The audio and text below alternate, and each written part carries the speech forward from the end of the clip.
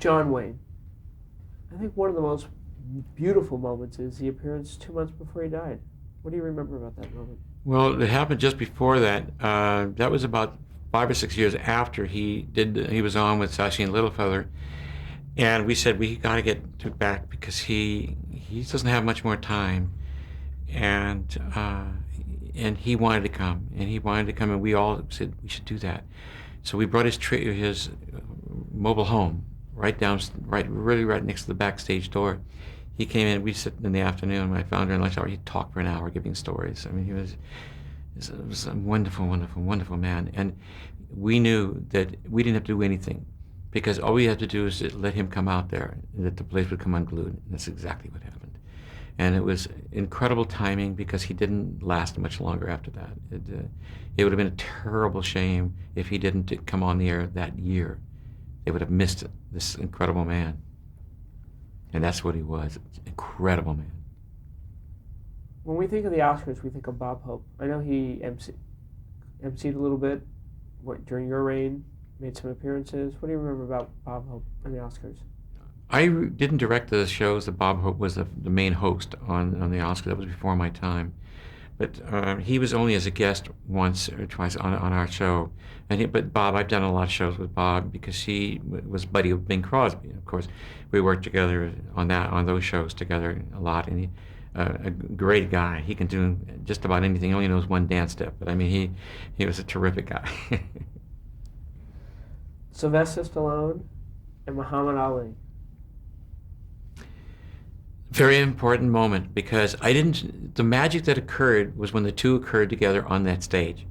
And you couldn't script anything like that because it was genuine, and because it would never work. They'd never pull it off.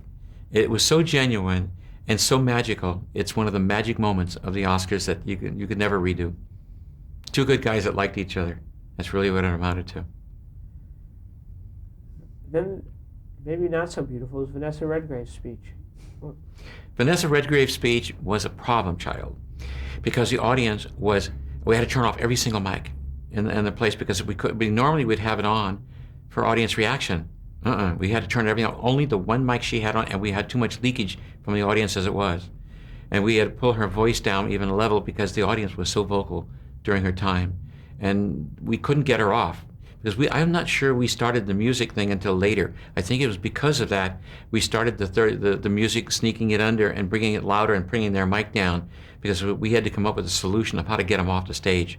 But because we didn't have it then, she was a problem. Does the producer, when that's happening, is the producer talking to you and saying, "We got to cut this"? How do we get rid of Yeah. He's usually every producer operated differently. The producers 90% of the time stayed backstage on a PL to the booth, not to me, but the person next to me. And the message would get me because I got too many people on my PL. Because nobody's usually allowed to talk on my PL unless it's an absolute emergency, because I do all the talking. Because they can't, I couldn't start having a conversation with one person, because there's a cast and crew of close to 500 people. And there must be 200 or 300 people on the intercom, so that you can't have that. And my intercom is going to the satellite, because the countries, if you change commercial position, they have to know to change. They're taking it live, and they're listening to what I'm saying. Here comes commercial, and they're sitting up straight, and they're going to change their places. So it goes all the way. And of course, my language is pretty juicy in the middle of the show, so they have to learn my language. Now, when some people hear their name called, they're not always in their seat. Or sometimes I've heard people are in the restroom, or Geraldine Page didn't have her shoes on. I mean, that doesn't happen on the Oscars too often. Maybe on some of these other shows that happens, but not too often here, because we have our staff that's going all over the place and double checking an award or two ahead of time to making sure, because then we are alerted that somebody is not in their seat.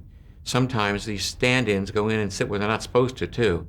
We had 2 empty seats taped down for Mickey Mouse out there in the audience we matted them in. And one gal went and sat right behind Mickey Mouse on top, and the Mickey Mouse was on top of her, and I was ready to kill her. And so it blew our thing. But no, I don't think our people are not there. Was the Oscars that did that? Or I just have like Geraldine Page. She had to put on her shoes, and sometimes there's a time constraint. People are not always ready when they hear their name. That could very well be. Or they're nervous and they don't want to go. Or they want to milk their entrance. I mean, that all happens. All those kinds of things happen. We have fights in dressing rooms backstage because if somebody is smoking too close to the dressing room, I want the dressing room aired out. I won't go on. I won't walk through the smoke. I mean, and I won't use names. So there's all kinds of things that happen. Why does the show run long, in your opinion? Is it simply speeches? First of all, the network does not want the show less than 2.5 hours. They want to sell commercials. And if it gets too short, they can't put as many commercials on. And so that's very important. And so that last half hour of commercials is the most pricey commercials there are, even if it is the late hours on the East Coast. People will watch the beginning and the end. They won't necessarily stay all the way through the center. It's just, they have this so plotted out, I can't tell you. It's all related to dollars and cents. Now, you mentioned Vanessa Redgrave and the music coming in. Talk about your relationship with Conti, with the music in terms of cues. Is that something that's going on between you and saying cue the music? Absolutely. Bill Conti, I got Bill in there. I mean, in fact, we were just together 2 days ago. He is he's back he did Rocky again just now. He used to be a piano player in a pub in Rome. And he's a Juilliard graduate. He's superb. And he did all the music for Stallone on Rocky, I think in a 3-hour or 4-hour session, one take, right through, scored the whole movie, the first one. I mean, he's brilliant. I mean, he ate it up. He never did, he was so hyped up at the end of the show with he heard the whole intercom. He was living every second of it. Great guy, great guy. He never missed a cue. But you must be so in sync because you do have people making political statements, deviating from that script. Yeah, you're making when you fly by the seat of your pants. You really do. That's why I would even when I try to do a lot of experimental crazy things, having a spaceship fly off on stage and smoke and stuff like that. That you have one take. You better have plan in your mind, plan B. What are you going to do? And you have to do that. And I think that both Jeff and Lou can think along those lines too. You have to, or you shouldn't be doing that kind of a show because you'll fall flat in your face. And I did fall flat in my face a couple of times very early on, and I have no problems with it. I use it as a landmark. Hey, that's great. I tried something different. Didn't work, but I tried it. Instead of I could have taken the easy way out. And they always knew. They never resented that I didn't want to try to do the crazies. President Reagan, how did that affect the Oscars and the tone? Oh, the President Reagan. There's a lot of things in that story that most people don't even know. It happened on a Sunday. Because we were doing rehearsals with the stars and stuff like that, and I always have my script book is like that. And it's handwritten on every page, a lot of notes, camera shots, and really to the nth degree. And I put it down. I have a script watcher, or minder, whatever you want to call them, with me all the time because I never know where I put the darn thing. And so I'm showing entrances and stuff like that around on the stage. And we got the word that he got a shot. And then at the next moment, I went looking for my script. It was gone. My script was stolen. And the network went crazy, and they said, well, first of all, we have news. We're canceling the show. We're moving it to tomorrow night. And they had rebooked a lot of the people. They had their flights going back to Africa and stuff like that on shoots and the rest of it. And I said, I don't have a script. And we couldn't find it. They locked down the building. And they had so much police and stuff around there. They brought in psychics. Said, where is the thing? And one psychic said, they saw it being torn up and flushed down a toilet. And then they never found it, but I had to start writing all my notes from memory and the rest of it. My ADs and my PAs, we all stayed, and I had to stay awake all night, and I did. And we stayed. I had it almost all done, and the rest of it I flew the seat of my pants and got through it. But without that day off in there, it'd have been a total disaster if we had to go live that near on Sunday night. And it was because of the Reagan's shooting. And that the script was stolen. It happened that day, and that I had all night and with my staff, and we I don't know what we did. We hit coffees and did all that stuff, and we stayed up all night.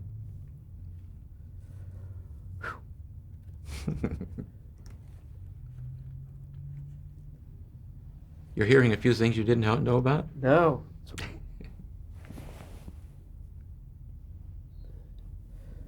The Grammys, the Oscars, the Emmys. Tell us about the transition to doing the Emmys and. Well, the Emmys I only did for 2 years. Um, once was in the Schubert Theater, and once was at the Pantages Theater. Pantages Theater, which was the last one that I did, and they had a super Oscar. I mean, they didn't give out. It was a disaster. It was a stupid idea, and I just said, "This show, okay, for Academy sucks." It was really bad. I didn't want any part of it. I said, I don't want to do the show again. I walked away. I had enough award shows anyway because I have done the AFIs. I have a lot of other things too. People's Choice, did a lot of shows. So I was awarded show out anyway, and I said never the Emmys again. And then in the 70s, there were so many wonderful specials that you did. Saga of Sonora with Zero Mostel. That's right. Saga of Sonora with Zero Mostel. Did that on the back lots of Warner Brothers on tape. And they have not done tape. That was a first over there. And did a lot of firsts at almost every studio with tape and television. They didn't like television, but we had explosions, we had special effects, we had horses, it was shot single camera, like a film would be done, but it was done with tape. You mentioned Frank Sinatra, his comeback special. What was that like? Well, it's the first time tape was ever done at Paramount Studios. Howard Koch, we had a good relationship. Again, Howard used to be in partnership with Sinatra when they had a joint company together when they were doing features. And Frank had gone to Vegas to retire, and he was bored. And he came back after 2 years. It was a big comeback special. Oh, Blue Eyes is back. And this is another one of those things. We had audience all the way around the 360 at this stage. And John DeCurr was the art director who did the first Oscars with all the turntables and all that, the movie art director. And he did this one. We had 2 gigantic turntables and a treadmill in the center between them.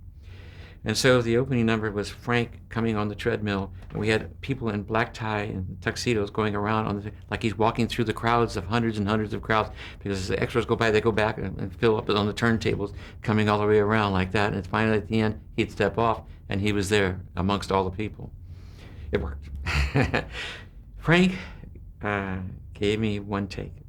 He gave me an hour and a half of rehearsal 2 days before, but then 1 day before, he gave me another take to tape, a number with he and Gene Kelly. Big dance number.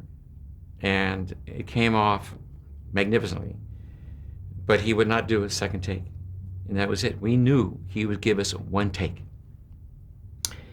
Got through with doing the show in there with the big show at Paramount.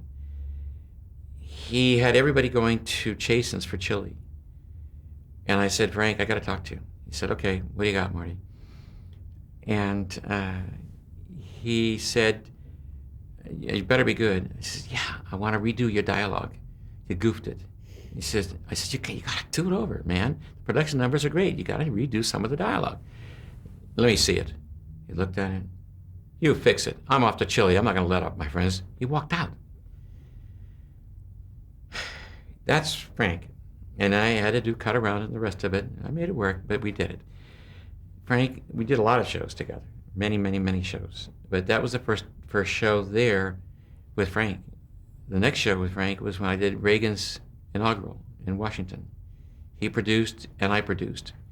He starred and I directed. And it was the time where he and Dean had a falling out. And they never resolved that until the day they both died.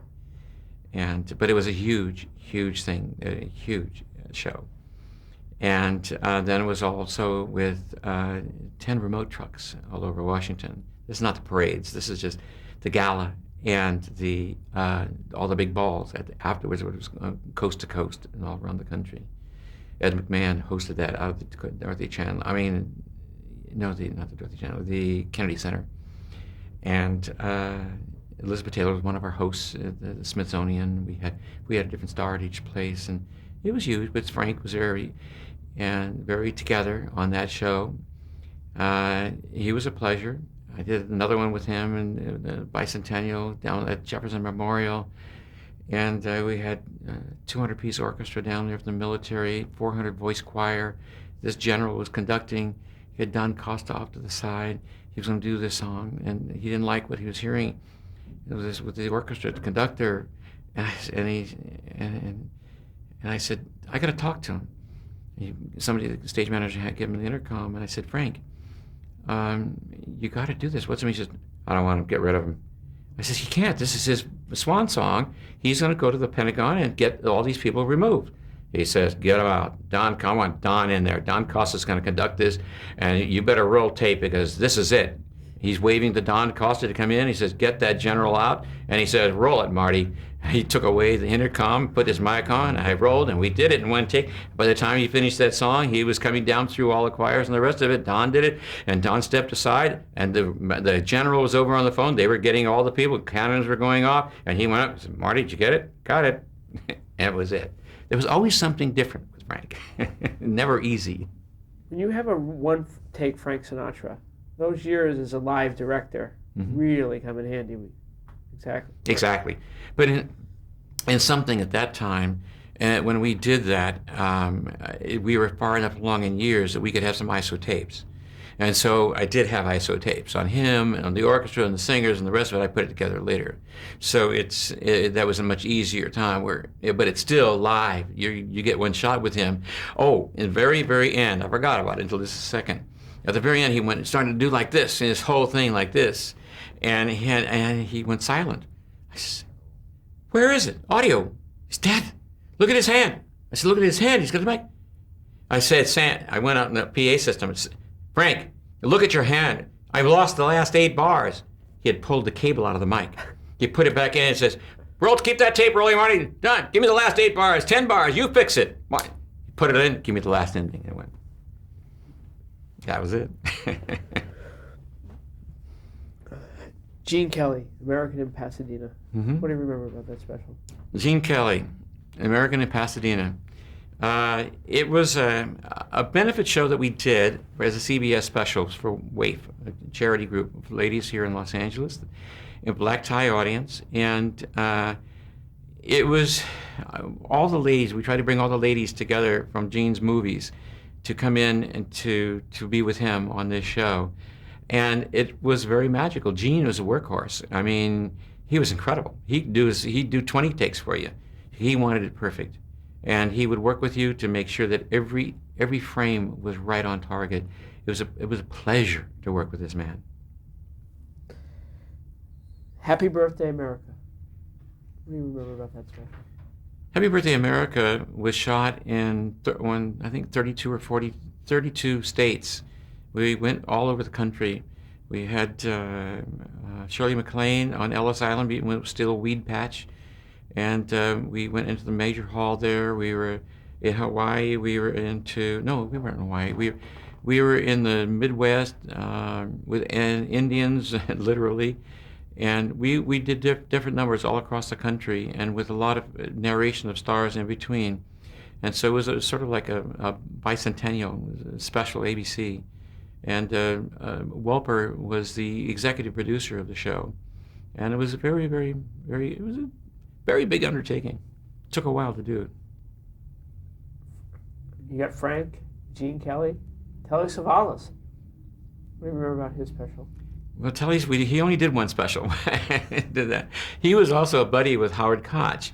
See, he and Howard Koch owned a horse together, and it was a big winner. And so when he was going to do this, he wanted all the Greek stuff in there, and we had to protect him because he couldn't really sing and dance much, but he had a warmth in him and charm in him, and that's what he wanted, and we all wanted that. And so by protecting that, he got the good one show, and it worked.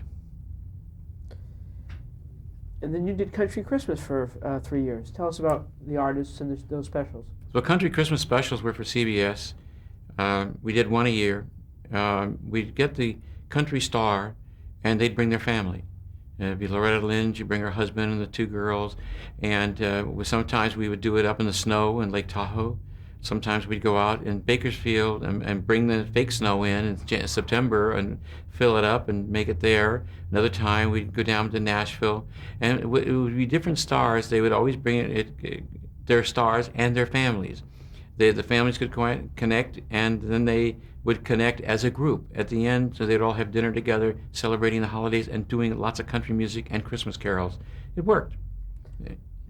Must you, as a director, connect with the artist and his music? Must he like country music to do it? Yes, you do. You have to like music. I don't know if you have to say you have to love country music. You have to love the performance of the performer doing his music, be it jazz, be it classical, or anything else, because you have to present them as a director. You have to know the star and appreciate the star. Otherwise, you shouldn't be directing that star. It's the same if you're doing a Burnett and Domingo, Placido Domingo and Carol Burnett. They're two different worlds. You can bring them together, but you have to respect both areas, and that they each got to respect each other, which they did, obviously. And then this really works. And Julio Iglesias is another one. Over in Spain, we were with him for a month in Spain. I had remote crews with him all over we ended up in Barcelona at the soccer stadium, and we filled it with over 100,000 people, live, to all of Europe. And he's one take. You can't shoot him from this side. It's only this side, and it's waist shot, and everything tighter, and it goes on and on and on. But I mean, we went through this, and I had to teach school to half the cameramen because I couldn't bring my whole staff. I only was allowed to bring 3 people, so it was difficult. It was conducting school. Difficult. Inaugural galas. You're working with presidents, the Secret Service. Jimmy Carter was first. Tell us about that. Right, Jimmy Carter. Well, anytime you do a presidential thing, or anything like that, you have to go through Secret Service, and you have to have clearance. And because I had to go to the White House and every place else, so you have top clearance. And but Jimmy Carter, we did the gala there, and that was at the Kennedy Center, and but that was a lot of the people from Saturday Night Live were involved with that, Chevy Chase and all these people, and it was a comedy show. It was historic, but it was the first time a gala had ever been done for a president, and it was very special. We were very honored to go be invited over to the White House afterwards for a party, his first party they threw over there after his inauguration, and no liquor. It was, I think beer. I don't even know if wine was served, but it was very, very, very nice, very nice. Different from the Reagan one, I'll tell you that. Now, you mentioned there was some comedy, but you're still representing the country. Talk about the pressures of just the image and what this show must project to the people. Because you're not just putting another variety show on. No, not at all. Well, first of all, if you're doing an inaugural, it's a celebration. That you're not beating the horse. You're not trying to make goody points. You're there honoring the person, and you have to keep that in mind no matter what you do. If it's a close friend, if they want to play, say something that the person's not going to be upset with, that's probably cool. But there's so many people from the presidential committee there, they're going to make sure that there's not going to be anything that's going to be done wrong either. Because you're not there to embarrass somebody. You're there to celebrate, and you always have to keep that in mind. Then you did Reagan. How were the two presentations or productions different in terms? Well, the Carter one is much more casual and laid back, and Reagan was more pomp and more lavish, and tried to be more spectacular, and with the multitude of military, multitude of musicians, just in scale what was done, and that kind of stuff, and it was very, very impressive. And the networks, they were well-received specials, and it's something that it's continued. Yes, I think so. I've lost track a little bit, but I think so. Moving forward, the music of UNICEF, A Gift of Song. Tell us about that special. We did that in the United Nations, and the Gift of Song was that it was a song that all the artists were asked to write a song and donate that song, and all the proceedings from that song would go to UNICEF for any and all usage, being it records, be it TV, anything, and they had to come and perform it in the United Nations. So I took Robert Stigwood, was a co-production of that, of Robert Stigwood's, and because he had the Bee Gees, and the Bee Gees were the host of that, and I was brought in on that. Roger Birnbaum used to be his assistant. He's now a movie producer, and we were buddies on that. And when we did that show, the United Nations is not set up as a variety place. So how do you do orchestra? So we decided that we would use this, take the podium area, not the podium, but we'd use that half as a stage, and the other side as a stage, put a long runway, and big in runways, to get him down here so we can use it. And then back in the center where the seats go up, that would be our orchestra area. And so that when we use the multi-languages, we were using the whole show in multi-languages, so it would be broadcast that way. And